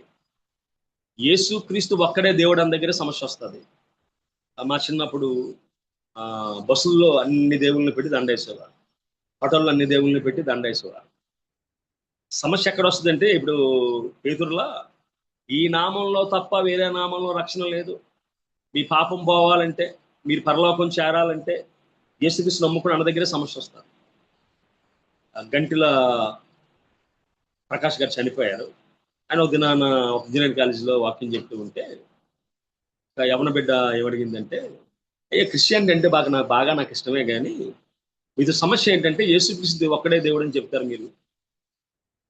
అప్పుడు ఆయన అన్నాడు, అమ్మ ఇలా అంటానని చెప్పి మేము బాధపడుతూ మాట అడుగుతానని చెప్పు, నీకు పెళ్ళైన మొదటి రాత్రి మీ ఆయన వచ్చి నువ్వు కూడా నా భార్యవే అంటే ఆ మాట నువ్వు అంగీకరిస్తావా అంటే దాని అర్థం ఏంటంటే నాకు చాలా మంది భార్యలు ఉన్నారు, వారిలో కూడా నువ్వు ఒకదాని వెంటనే అంగీకరిస్తే అంగీకరించున్నాను. అదే విధంగా యేసుక్రీస్తు కూడా అంగీకరించకుండా ఆయన రోషం కలిగిన దేవుడు. నేనే తప్ప వేరొక దేవుడు నీకు ఉండకూడదు. పైన ఆకాశం అందే కానీ, కింద భూమి అందే కానీ, భూమి కింద నీల అందే కానీ ఏ రూపాన్ని చేసుకోకూడదు. నేను రోషం కలిగిన దేవుడు, నా మహిమ వీళ్ళకి ఇచ్చేవాడిని కాడు అంటాడు. సో పేతురు ధైర్యంగా చెప్తున్నాడు. ఏం చెప్తున్నాడంటే, ఈ నామంలో తప్ప వేరే నామంలో రక్షణ అనేది లేదు, వారు కాదని ధైర్యంగా చెప్పగలుగుతూ ఉన్నాడు ఆయన. ఎలా వచ్చింది ధైర్యం? పరిశుద్ధాత్మ ఆయన ప్రేరేపిస్తూ ఉంది. అంతేకాకుండా చూసినట్లయితే ఎక్కడ దాకా వచ్చేసాడంటే ఆయన 41 వచ్చిన 5:41, ఆ నామము కొరకు అవమానం పొందుటకు పాత్రులమని ఎంచబడినందున వారు సంతోషించు మహాసభ నుండి వెళ్ళిపోయేది. అంటే ఒకప్పుడు కొడతారేమో చంపుతారని భయపడిన పేతురు 5:47 వచ్చినప్పుడు ఆ నామము కొరకు అవమానము పొందుటకు పాత్రులమని ఎంచబడినందున వారు సంతోషించు మహాసభ నుండి వెళ్ళిపోయారట. ఈ దినాన ఆయన నామంలో దెబ్బలు పొందడాన్ని అది భయంగానో ఎంచకుండా ఘనతగా ఎంచుతూ ఉన్నాడు. పౌలు గారు ఏ విధంగా అయితే సేవ చేయడం తనకు అంతగా ఎంచడం, నాలాంటి వాడికి దేవుడు సేవ ఇచ్చాడని చెప్పి దేవుని కనపరుస్తూ ఉంటాడు ఆయన. సో పరిశుద్ధాత్మ పేతురు జీవితంలో పనిచేయడాన్ని స్పష్టంగా మనం గమనిస్తూ ఉన్నాం. అంతేకాకుండా పరిశుద్ధాత్మ ఏం చేసిందంటే వారి ప్రాణాలు పణంగా పట్టడానికి వ్యక్తులను ప్రోత్సహించింది. 6వ అధ్యాయంలో చూసినట్లయితే 14వ వచనంలో, మాట్లాడుటి యందు అతడు అగ్గుపరిచిన జ్ఞానమును అతను ప్రేరేపించిన ఆత్మను వారు ఎదిరింపలేకపోయారంట స్తెఫను విషయంలో. అంతే 15వ వచనంలో, సభ కూర్చున్న వారందరూ అతని వైపు తేరి చూడగా అతని ముఖము దేవదూతల ముఖమాలే వారు కనబడను. సో పరిశుద్ధాత్మ నీలో ఉంటే నువ్వు చెప్తున్న మాటలు అడ్డగించేవాడు ఎవడ ఉండడు. అంతేకాకుండా బైబిల్ చెప్తుంది, నువ్వు ఏ క్షణాన ఏం మాట్లాడాలో పరిశుద్ధ నీకు బోధిస్తుందని వాక్యం చలవిస్తూ ఉంది. భయపడాల్సిన అవసరం లేదు. రాజుల యొద్దకు వెళ్ళినా, అధికారుల యొద్దకు వెళ్ళినా మీరు చూడండి, అపోస్తలుడైన పౌలు గారు అంటాడు, పేస్ట్ అంటాడు, నువ్వు అతి విద్య వలన నీకు పిచ్చి పట్టిందంటే ఆయన అంటాడు, పేస్తూ నాకు అతి విద్య వలన నాకు పిచ్చి పట్టలేదు, నేను ఆత్మ సంబంధమైన మాట్లాడుతూ ఉన్నాను అంటాడు. ఒక 26వ అధ్యాయం 24లో, అదిలాగా సమాధానం చెప్పుకొనిచుండగా ఫేస్తు, పౌలా నువ్వు వెర్రివాడవు, అతి విద్య వల్ల నీకు వెర్రి పట్టినదని గొప్ప శబ్దంతో చెప్పాను. అందుకు పౌలు ఇట్లను, మహాఘనత వహించిన ఫేస్తు, నేను వెర్రివాడును కాను గాని సత్యమును సబుద్ధి గల మాటలనే చెప్పుచున్నాను. రాజు సంగతి ఎరుగును గనుక అతని ఎదురు ధైర్యంగా మాట్లాడుచున్నాను. వాటిలో ఒకటైనా అతనికి మరుగై ఉండలేదని నమ్ముచున్నాను. మరియు ఒక మూలం జరిగిన కార్యం కదా. అగ్రిప్పరాజా, తమ ప్రవక్తలు నమ్ముచున్నారని నేను ఎరుగుదును. అందుకు అగ్రిప్ప, ఇంత సులభంగా నన్ను క్రైస్తవులు చేయుచూచున్నావా అని పౌలుతో చెప్పాను. అందుకు పౌలు, సులభంగానో దుర్లభంగానో తమరు మాత్రమే కాదు, నేడు నా మాటలు వినివారందరూ ఈ బంధకములు తప్ప నా వల్ల ఉండవాలని దేవుడు గ్రహించును గాక అని చెప్పాను. ఎంత బాగా మాట్లాడుతున్నాడు అండి, స్పాంటేనియస్లీ. సో పరిశుద్ధాత్మ మనలో ఉంటే ఏం చెప్పాలో ఎలా చెప్పాలో మనకు అది బోధిస్తుంది అనే విషయం చెప్పడానికి మనకి ఈ స్టెఫను జీవితం ఉదాహరణగా ఉంది. అంతేకాకుండా అప్పటి వరకు సేవే భాగ్యంగా ఎంచిన వాళ్ళు అవసరమైతే ప్రాణం పెట్టడానికి కూడా వెనుకాడని గొప్ప ధైర్యవంతులుగా మార్చేసింది.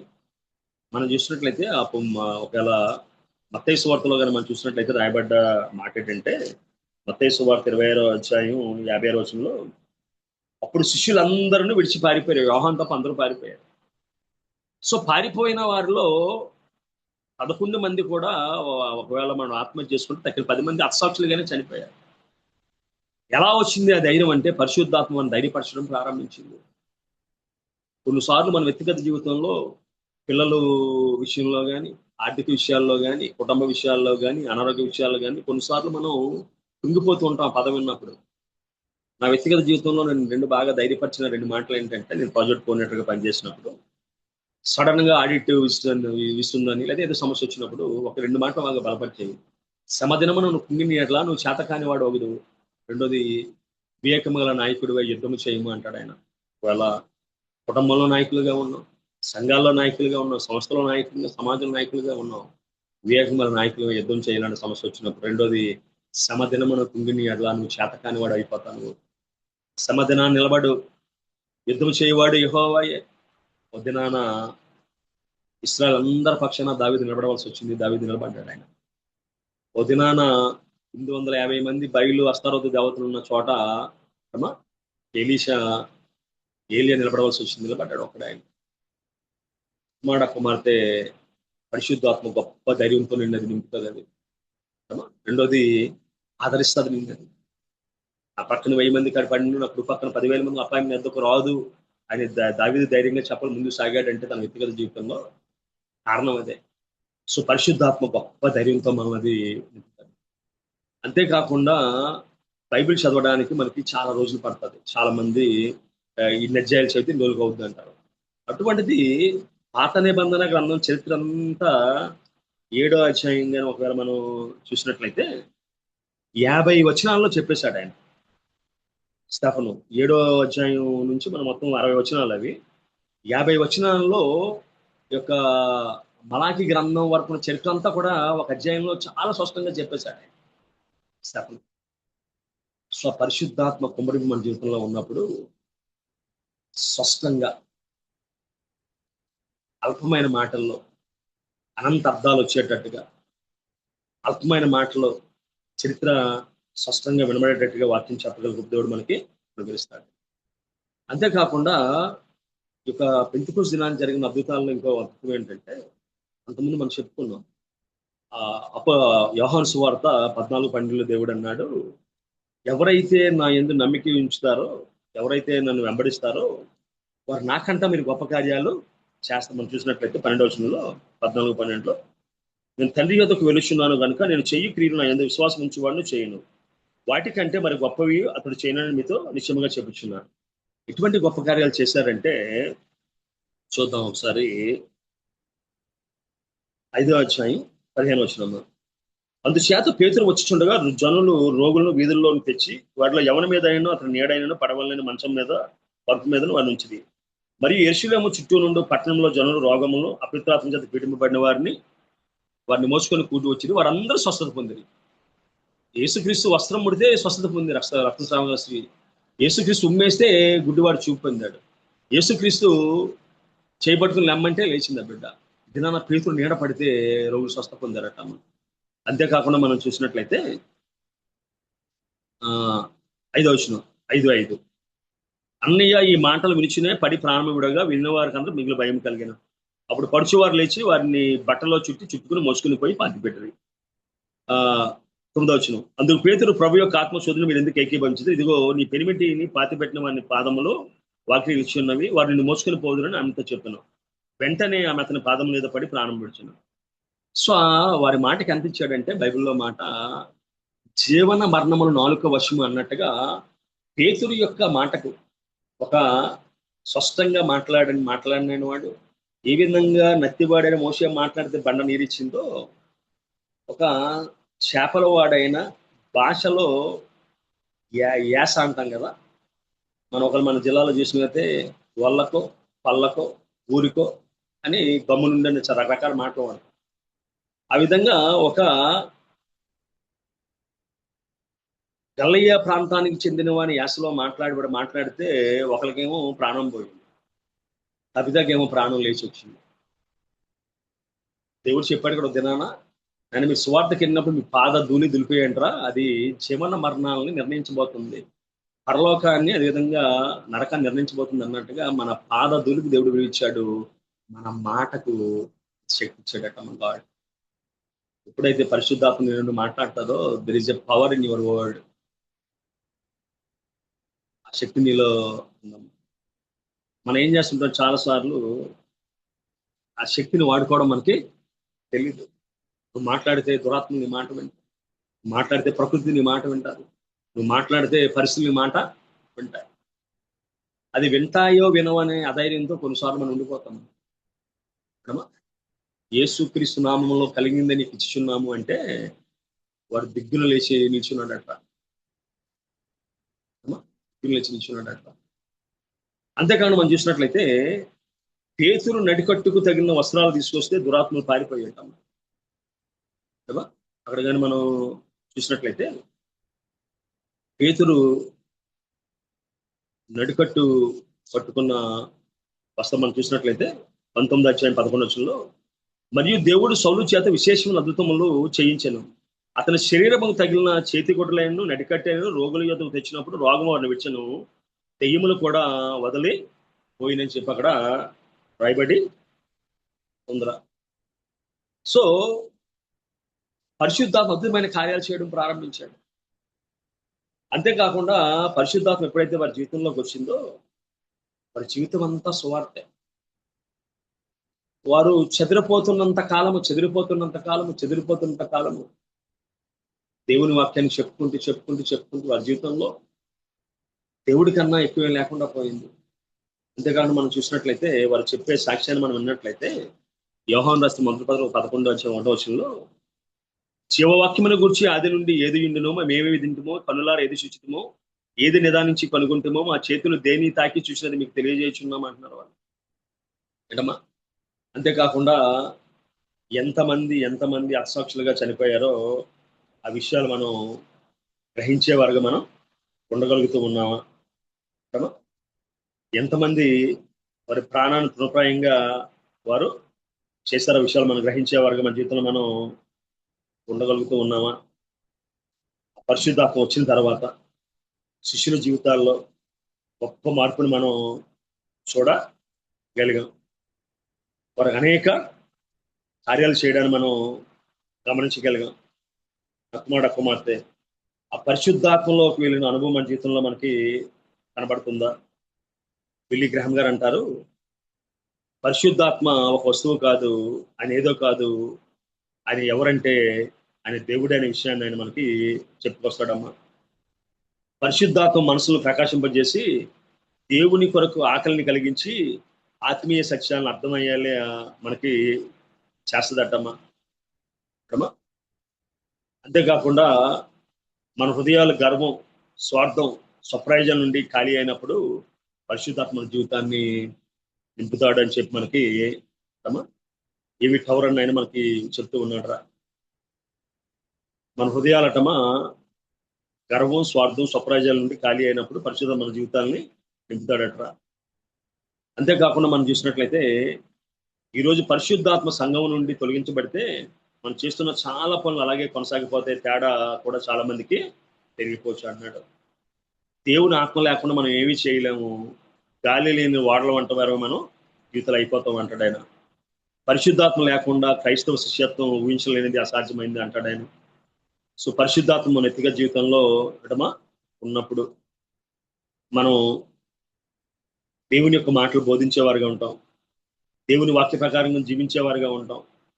మన సేవ గొప్ప శక్తితో నిండి ఉంటుంది. అంతేకాకుండా మనం విశ్వాసం సరైన దిశలో మనం నడిపించేవారుగా మనం ఉంటాం.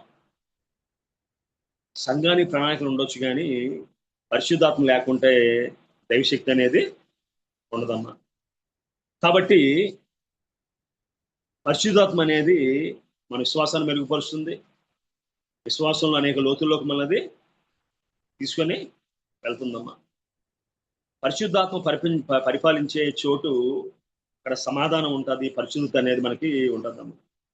పరిశుద్ధాత్మ అనేది అతిథి కాదు, ఆయన మన సహాయకుడు, ఆయన మన తోడుగా నీడగా మనతో పాటు ఆయన ఉండేవాడు అనే సత్యాన్ని గ్రహించేవారు ఉండాలమ్మా. సో పరిశుద్ధాత్మ చేత మనం నింపబడినప్పుడు భయం అనేది ఏ మారుమూల కూడా మనతో దాగేది ఉండదమ్మా. పరిశుద్ధాత్మ బలహీనుల్ని శక్తితో నింపుతుంది, భయపడే వారికి ధైర్యం అనేది అనుగ్రహిస్తుందమ్మా. పరిశుద్ధాత్మ మృదువుగా మాట్లాడుతుంది, కానీ జీవితాన్ని శక్తివంతంగా మారుస్తుందటమ్మా. పరిశుద్ధాత్మ మృదువుగా మాట్లాడుతుంది, కానీ జీవితాన్ని చాలా బలంగా మారుస్తుందటమ్మా. పరిశుద్ధాత్మ ఫలం మారిన జీవితాలకు సాక్ష్యంగా ఉంటుందిరా. అదేవిధంగా పరిశుద్ధాత్మ మనల్ని క్రీస్తు వైపు నడిపిస్తుంది, మనలో క్రీస్తు ప్రభావాన్ని మనకి స్వభావాన్ని మనకి అది నిర్మిస్తుందమ్మా. సంఘం పరిశుద్ధం శక్తితో ప్రారంభమై పరిశుద్ధాత్మ శక్తిలోనే వృద్ధి చెంది అది పరలోకం చేరుద్దని అనేక మంది యొక్క బోధకులు మనకి చెప్తూ ఉన్నారు. సో మన వ్యక్తిగత జీవితంలో అటువంటి అనుభవంలోకి మనం ఆ పెంతుకోస్తు అనుభవంలోకి వెళ్ళేవారుగా మన జీవితాలు మనకి ఉంటున్నాయా? పరిశుద్ధాత్మ మనకి గొప్ప ధైర్యం ఇస్తుందమ్మా. గొప్ప ధైర్యంతో నింపుతుందిరా. అంతేకాకుండా ఒకప్పుడు భయంతో తలుపులు వేసుకున్న వారు ఈ దినాన బహిరంగంగా వచ్చి దేవుని సువార్త శిష్యులు చేయడం వాళ్ళు ప్రారంభించారు. అంతేకాకుండా పేతురు నిలబడి ధైర్యంగా వాక్యం చెప్పడం అయినా ప్రారంభించాడు. అంతేకాకుండా ఒక మనిషి ఎదుట పేతురు దేవుడు నాకు తెలియదని చెప్పిన వాడి దినాన అనేక వేల మంది ముందు నేను యేసుక్రీస్తుని ఎరుగుదును అని చెప్పి మేము కన్న వాటిని విన్న వాటిని చెప్పక ఉండలేమని చెప్పే కృపను దేవుడు ఇచ్చాడమ్మా. అంతేకాకుండా స్వార్థం స్థానంలో వినయం వస్తుందమ్మా. మన బైబిల్లో చూసినట్లయితే పేతురు ప్రతి దానికి ముందుకు ఎందుకు వెళ్ళేవాడంటే గొప్ప రావాలి ఆయనకి. అదే పేతురు దినాన కొర్నేలి తన పాదాలు నమస్కారం చేయడానికి ప్రయత్నం చేస్తే అంటాడు, అయ్యా నేను నీలాంటి మనుషుని అన్నయ్యా, నాకు నమస్కారం ఎందుకు అంటాడు. అంతేకాకుండా పేతురు అప్పటి వరకు యేసుక్రీస్తు యూదులకు చెందినవాడు, మెస్సయ్య యూదులకు చెందినవాడు అనుకుంటాడు ఆయన. కానీ ఎప్పుడైతే ఆయన కొర్నేలి కుటుంబంలో వాక్యం చెప్తుంటే పరిశుద్ధాత్మ దిగి రావడం ప్రారంభిస్తాడో ఆయన అన్న మాట ఏంటంటే 14 వచ్చిన 10:14 44లో పేతురు ఈ మాటలు ఇంకా చెప్పుచుండగా అతని బోధ విన్నవారందరి మీదకి పరిశుద్ధాత్మ దిగిన. సున్నత పొందిన వారిలో పేతురుతో కూడా వచ్చిన విశ్వాసులందరూ పరిశుద్ధాత్మ వరము అన్యజనుల మీద సైతము కుమ్మరించబడి చూసి ఉపరాంతం ఉంది. ఏలయనగా వారు భాషలతో మాట్లాడుచు దేవుని కనపరుచుండగా వారు వినరు. అందుకు పేతురు, మన వలే పరిశుద్ధాత్మ పొందిన వీరు బాప్తిసం పొందకుండా ఎవడైనా నీళ్ళకి ఆటంకము కలిగించగలడా అంటాడు. దాని ముందు ఏమంటాడంటే దేవుడు 34 దేవుడు పక్షపాతి కాడి నిజంగా గ్రహించున్నాను. ప్రతి జన్మలోనూ ఆయనకు భయపడి నీతిగా నడుచుకునే వారిని ఆయన అంగీకరించును. యేసుక్రీస్తు అందరికీ ప్రభువు. ఆయన ద్వారా దేవుడు సమాధానకర సువార్తను ప్రకటించి ఇశ్రాయేలుకు పంపిన వర్తమానం మీరు ఎరుగుదరని చెప్పి అక్కడ రాయబడి ఉంది. సో విధంగా కానీ ఒకవేళ మనం చూసినట్లయితే పేతురు ఆలోచన విధానంలో చాలా మార్పు వచ్చింది. అప్పటి వరకు అంటాడు, ఆ ముందు 10వ అధ్యాయంలో మనం ఒక దర్శనం చూసినప్పుడు, అయ్యా అశుద్ధమైనది ఏది కూడా నేను నేటికి నేను రాలేదయ్యా ఎడమా, నేను ఎప్పుడు తినలేదంటే అంటాడు. దేవుడు అంటాడు, దేవుడు పవిత్రంగా ఎంచిన దానిని నిషిద్ధమైన దానిగా ఎంచకూడదంట. ఒకప్పుడు మనకి స్ఫోటపర సుధాకర్ గారు, ఆర్ఆర్కే మూర్తి గారు, అదేవిధంగా సాధు బెన్ని గారు చాలా మంది ఉన్నారు. కొంతమంది ఒకరితో ఒకరు కలిసి పనిచేయడం పెద్ద ఇష్టపడేవారు. డిఫరెంట్ బ్యాక్గ్రౌండ్స్ ఉన్నాయి. ఒక పేతురికి అటువంటి ఆలోచనలు ఉండేవేమో తెలియదు. మనకి దినాన్ని అంటున్నాడు, ఏ దేవుడు పక్షపాతి కాడయ్యా, ప్రతి జన్మలో మన వలే పరిశుద్ధాత్మ పొందిన వీరికి నేలకు ఆటంకం కలిగించేవాడు ఎవడు?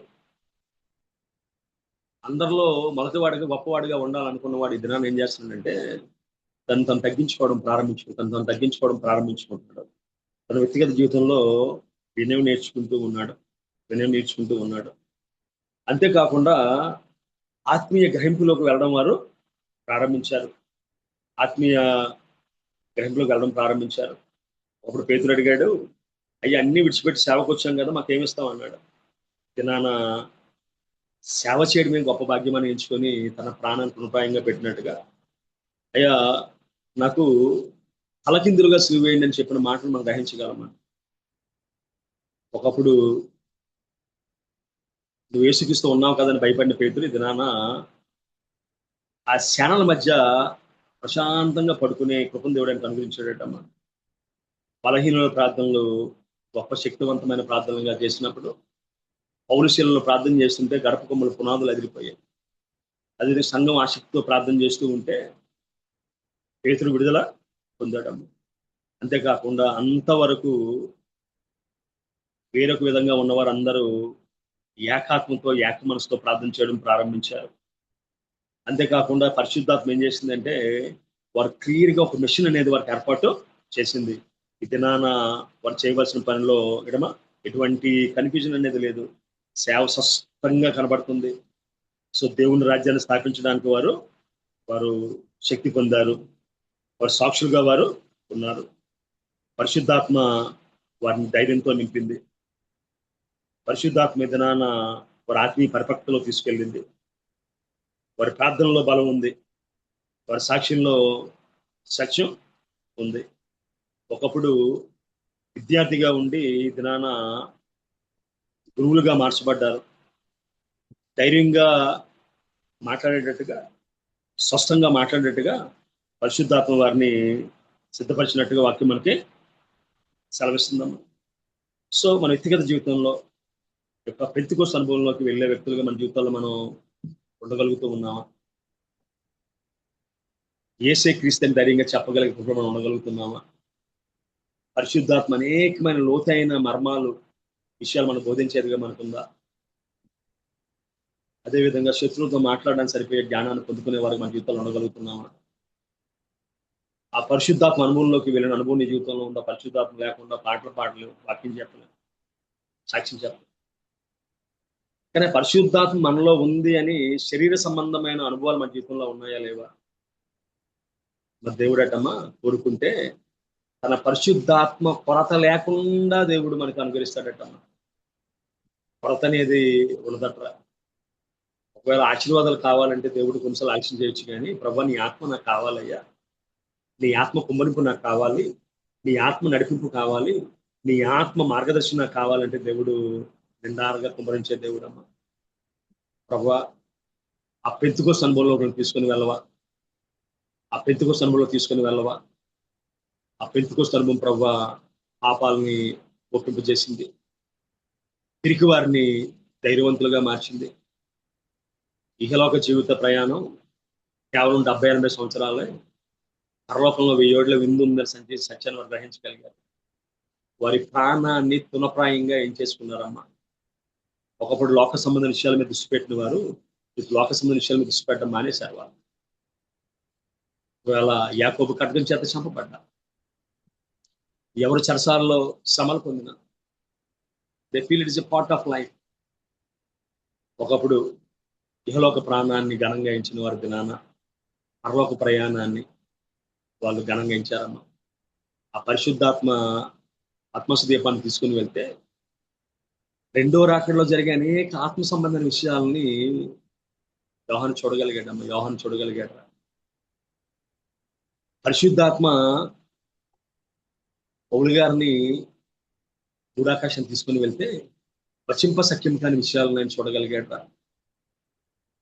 పరిశుద్ధాత్మ కేవలం జరుగుతున్న విషయాలు కాదమ్మా, జరగబోతున్న విషయాల్లో కూడా చాలా స్పష్టమైన విషయాన్ని బోధించగలరు.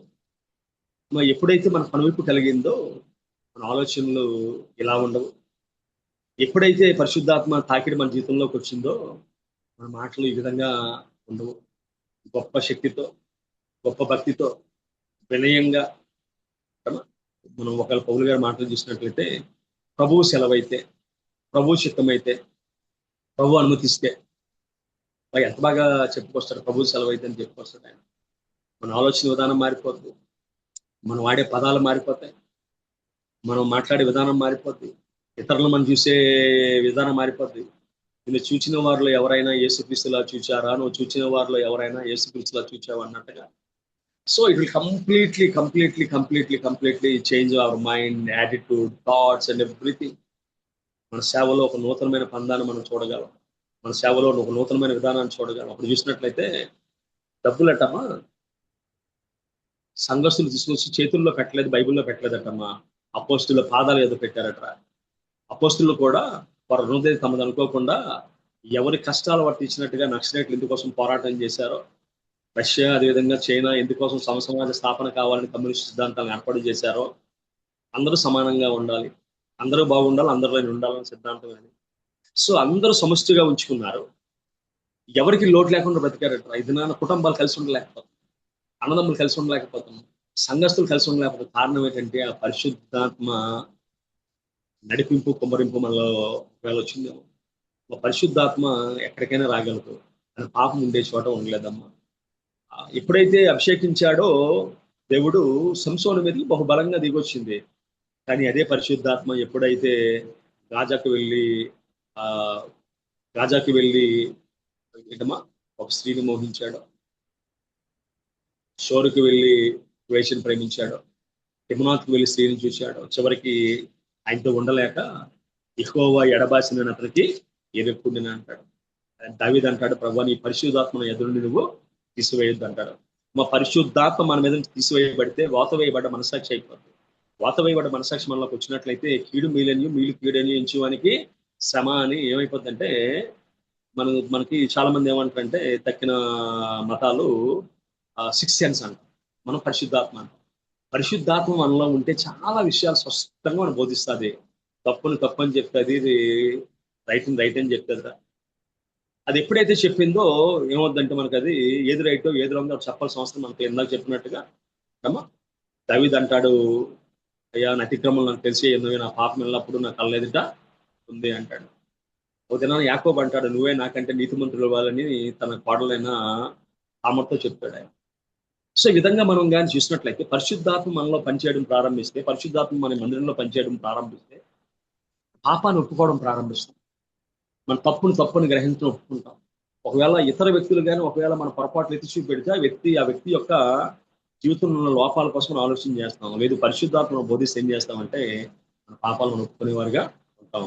ఒకవేళ పరిశుద్ధాత్మ అనుభవాలు మన జీవితంలో దేవుడు ఇప్పటికే ఇచ్చాడు. గొప్ప అనుభవంలోకి దేవుడు మనం నడిపించునుగా. ఇప్పటికే పరిశుద్ధాత్మ అనుభవాలు చాలా దేవుడు మనకి ఇచ్చాడు. మన సంఘాల పరిశుద్ధ అనుభవం నింపును గాక. ఆ పరిశుద్ధాత్మ శక్తిని పొంది మనం బోధించడము గాక. ఆ పరిశుద్ధాత్మ శక్తిని పొంది మనము రోగాలను దెయ్యాలను వెళ్ళగట్టి కృపలో దేవుడు మనం నడిపించును గాక. ఆ పరిశుద్ధాత్మ వినయాన్ని ధైర్యాన్ని దేవుడు మనం దయచేయను గాక. అందరికి వందనాలు. క్షమించింది టైం ఎక్కువైపోయింది. ప్రార్థన చేసుకుందామండి. పరిశుద్ధుడు వెంటంటే నీ బంగారు పాదాలు పొందడం ప్రభా. ఆ పెంతుకోస్తు దినపు అనుభవాలు తండ్రి మా జీవితంలో దయచేయమని ప్రార్థన చేస్తున్నాను తండ్రి. మా జీవితంలో ప్రభా తండ్రి ప్రభా సునాద సంవత్సరాల ప్రభా శృంగధనంలో మా జీవితంలో వినగల భాగ్యం దయచేయండి. మీ పాపాలు రద్దు చేయబడ్డాయి, మీ పాపాలు క్షమించబడ్డాయి, పాపం నుంచి మీరు విడుదల పొందారన్న మాట ప్రభా వినగలిగే భాగ్యం మాకు దయచేయమని ప్రార్థన చేస్తున్నాను తండ్రి. మా పాపాలను ఒప్పింపజేయండి, సర్వసత్యంలోకి మమ్మల్ని నడిపించండి ప్రభా. ఆత్మఫలాల ప్రభా మాకు ధైర్యపరచండి తండ్రి. మీ పరిశుద్ధాత్మల ప్రభా మాలో నివసింపజేయండి ప్రభా. నీ పరిశుద్ధాత్మలను నివసించగలిగే పరిస్థితులు ప్రభా ఆత్మీయ పరిస్థితులు దేవతంటే సరి చేసుకునే భాగ్యం దయచేయండి అయ్యా ప్రభా. ఏ విధంగా పొట్టిజక్కయ్య ప్రభా తన అక్రమాస్తిని ప్రభా తీసినప్పుడు తండ్రి గృహంలో ప్రవేశించగలిగావు, అదేవిధంగా ఎప్పుడైతే సమరశ్రీ దేవతండ్రి ప్రభా తన పాత జీవితాన్ని విడిచిపెట్టినప్పుడు ప్రభా హృదయంలో ప్రవేశించగలిగావు, ఎప్పుడైతే శానా దయ్యం పెట్టిన వాడు తండ్రి వాడు దురాత్మను వెళ్ళగొట్టుకున్నప్పుడు వాళ్ళలో ప్రవేశించగలిగావు ప్రభా. అయ్యా నువ్వు మాలో నివసించకుండా మాలో ప్రవేశించకుండా ప్రభా ఆటంకం ఉన్న ప్రతి పరిస్థితిని ప్రభా సరిచేయమని ప్రార్థన చేస్తున్నాను అయ్యా ప్రభా. మానవ సంబంధమైన ఆలోచనలు, మానవ సంబంధమైన కోరికలు, మానవ సంబంధమైన ప్రభా నడిపింపు కాదు కానీ ప్రభా అయ్యా నీ నడిపింపులో నీ ఆలోచనలో ముందుకు సాగే భాగ్యం మాకు అందరికీ దయచేయమని, నీ కృపలో అందరినీ దీవించమని, వెతుబడి వాక్యం తండ్రి ముప్పుదంతులుగా అడుగుతున్న పని చేయమని ఈ చిన్న ప్రార్థన మా ప్రభును ప్రియకుమారుడు ఆయన యేసుక్రీస్తు దివ్యనామని కేట్టుకుంటున్నాం పరం తండ్రి. ఆమేన్. ఆమేన్. ఆమేన్. ప్రైజ్ లార్డ్ అయ్య గారు. పెంతెకోస్తు దినము పరిశుద్ధాత్మ అనుభవం గురించి చక్కని వర్తమానాన్ని అందించిన రెవరెండ్ జామీరావు కుమార్ అయ్య గారికి విపిఎఫ్ ఫ్యామిలీ తరపున కృతజ్ఞతలు అండి. పరిశుద్ధాత్మడికి వ్యతిరేకంగా మనం దూషణ చేస్తే మనకు క్షమాపణ లేదు. పరిశుద్ధాత్మ చేత ఎందరు నడిపింపబడతారో వాళ్ళందరూ కూడా దేవుని కుమారులు అయి ఉన్నారు. సర్వజనుల మీద నా ఆత్మను కుమ్మరిస్తానని యోవేలు ప్రవక్త ద్వారా దేవుడు మనకు వాగ్దానం చేసి ఉన్నాడు. బాబేల్ గోపురం వద్ద తారుమారైన భాషలు పెంతెకోస్తు దినమున ప్రతి మనుషుడు తన స్వభాషతో మాట్లాడటం విని కలవరపడటం మనం చూస్తాం. శిలువ చెంత నుండి పారిపోయిన శిష్యులు పరిశుద్ధాత్మను పొందుకున్న తర్వాత హతసాక్షులు అయ్యేందుకు సిద్ధపడ్డారు. మనం కూడా పరిశుద్ధాత్మ అనుభవము పొందుకోవాల్సిన వారమై ఉన్నాం. ముగింపు ప్రార్థన మరియు ఆశీర్వాదం ఇవ్వవలసిందిగా పాస్టర్ తోట బాలస్వామి గారిని మనవి చేస్తున్నానండి. ప్రేమ స్వరూపుడైన మా ప్రియ పరలోకపు తండ్రి, నీ ఘనమైన నామమును బట్టి నీకు వందనాలు స్తోత్రాలు చెల్లిస్తున్నావు నైనా. అయ్యా ఈ ఉదయకాల సమయంలో నీ అమూల్యమైనటువంటి మానవును వినడానికి నీ దాసుని సిలువ చాటును మరుగుపరుచుకొని తన యొక్క ముఖాంతరంలో నుండి మాతో నైనా మాట్లాడినటువంటి పరిశుద్ధాత్మ అనుభవం గురించినటువంటి విషయాలు అనేక కోణాలలో ప్రభువా మాతో నువ్వు సూటిగా స్పష్టముగా మాట్లాడినందుకు నీకు హృదయపూర్వకముగా కృతజ్ఞతాస్తుతులు చెల్లిస్తూ ఉన్నాం నైనా. రాత్రంతా కూడా మాకు సుఖమైనటువంటి నిద్రను అనుగ్రహించి మా యొక్క ఆయుష్లో మరి యొక్క నూతనమైనటువంటి దినాన్ని నువ్వు నాయన పొడిగించినందుకు కూడా నీకు కృతజ్ఞతాస్తుతులు చెల్లిస్తున్నాం. ఈ ఉదయకాల సమయంలో నైనా ఇదిగో ప్రకటించబడినటువంటి నీ యొక్క మాటలు ఎందరైతే ఈ జూమ్ మీటింగ్ లో ప్రభువా పాల్గొని ఆలకించి ఉన్నారో వారందరూ కూడా ప్రభువా ఈ యొక్క పరిశుద్ధాత్మ అనుభవమునైనా సంపూర్ణముగా కలిగి ఉన్నట్లుగా నువ్వే సహాయమును దయచేయమని కూడా ప్రార్థిస్తున్నాం తండ్రి. అయ్యా నాయన నీ దాసులు జామీరావు కుమార్ గారిని నువ్వేనైనా ఇంకా 700 ఆత్మతో ప్రభా అనేక స్థలాలలో ప్రభాను వాడుకొని అనేకులను నీ వైపుకు తిప్పేటువంటి సాధనముగా నైనా నువ్వు నైనా మలచమని ప్రార్థిస్తున్నాం. కృప చూపండి అయ్యా, కనికరించండి అయ్యా. నైనా లోకము వైపు మేము చూడకుండా, లోక ఆశల వైపు చూడకుండా, నీ వైపు, నీ సిలువ వైపు చూస్తూ నీ నిత్య రాజ్యానికి నాయన నీ ఆత్మ సహాయము చేత నాయన మేము ఆకర్షింపబడినట్లుగా సహాయమును దయచేయండి.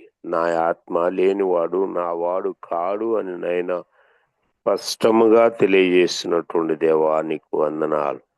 కనుక నీ ఆత్మను మేము కలిగి ఉన్నట్లుగా సహాయమును దయచేయండి. అయా నీ కృపలో మమ్మల్ని అందరిని కూడా ఎత్తి పట్టండి, బలపరచండి, స్థిరపరచండి. నీ నిత్య రాజ్యానికి మేము వారసులమైనట్లుగా సహాయమును దయచేయండి. అయా మరి ఉదయకాల సమయంలో మమ్మల్ని అందరినీ కూడా నీ కృపా బాహుల్యములకే అప్పగిస్తున్నాం. నీ నామములోనే ప్రతి ఒక్కరిని కూడా ప్రతిష్ఠించి ప్రార్థిస్తున్నాం. దుష్టుడికి ఏ ఒక్కరి మీద కూడా అధికారం లేకుండా సహాయమును దయచేయండి. అయా అనారోగ్యంతో ఉన్నటువంటి వీడలందరినీ కూడా నైనా పేరు పేరున నైనా గాయపడినటువంటి హస్తముతో ముట్టండి. సంపూర్ణ స్వస్థతను ప్రతి ఒక్కరికి కూడా అనుగ్రహించమని ప్రార్థిస్తున్నాం తండ్రి.